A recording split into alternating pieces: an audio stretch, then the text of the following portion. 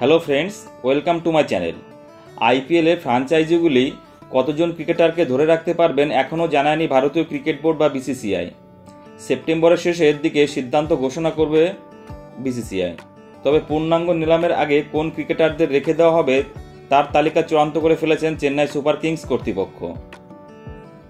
ফ্র্যাঞ্চাইজিগুলি বিসিসিআইকে cricket ধরে রাখা নিয়ে পরামর্শ দিয়েছেন। কোনো ফ্র্যাঞ্চাইজি চায় 2 জনকে ধরে রাখতে, আবার কোনো ফ্র্যাঞ্চাইজির দাবি 8 জনকে রেখে দেওয়া হোক। চূড়ান্ত সিদ্ধান্ত নেবে বিসিসিআই কর্তারা, সেটাই মেনে নিতে হবে ফ্র্যাঞ্চাইজিগুলিকে। বোর্ডের সিদ্ধান্তের জন্য অপেক্ষা না করে সব ফ্র্যাঞ্চাইজি নিজেদের মতো করে তালিকা তৈরি করেছে, পিছিয়ে নেই সিএসএ কর্তৃপক্ষ।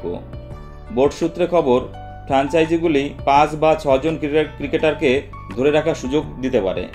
সেই মতো ক্রিকেটারদের একটি তালিকাও তৈরি করেছে চেন্নাই। একটি সর্বভারতীয় সংবাদ মাধ্যমের প্রতিবেদনের দাবি করা হয়েছে, তালিকার প্রথমেই রয়েছে অধিনায়ক ঋতুরাজ গাইকোয়াড়ের নাম। পরের 3টি নাম হলো রবীন্দ্র জাদেজা, শিবম দুবে এবং মাথিসা পাতিরানা। অর্থাৎ বিসিসিআই 4 জন ক্রিকেটারকে ধরে রাখার অনুমতি দিলে সমস্যায় পড়তে পারেন সিএসএ কর্তৃপক্ষ, কারণ তাদের পছন্দের তালিকায় প্রথম 4-এ জায়গা হয়নি মহেন্দ্র সিং ধোনির।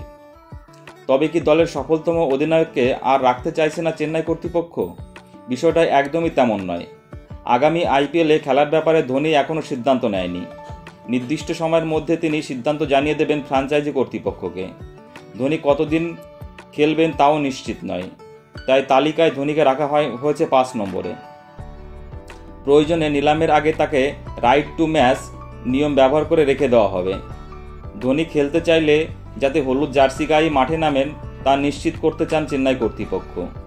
চেন্নাই কর্তৃপক্ষের আশা, ধোনি অন্তত আরও 1 বছর আইপিএল খেলবেন। চেন্নাই তালিকায় উল্লেখযোগ্যদের মধ্যে জায়গা হয়নি দীপক চাহার, ডেভিড কনওয়ে, রচিত রবীন্দ্র, ড্যারেল মিচেল, মাহিশ থিকসানা এদের। বিসিসিআই বেশি ক্রিকেটার ধরে রাখার সুযোগ দিলে অবশ্য তালিকার নাম যোগ করতে পারেন চেন্নাই কর্তৃপক্ষ।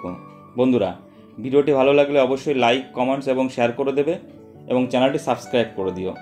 সকলে ভালো থেকো, ধন্যবাদ।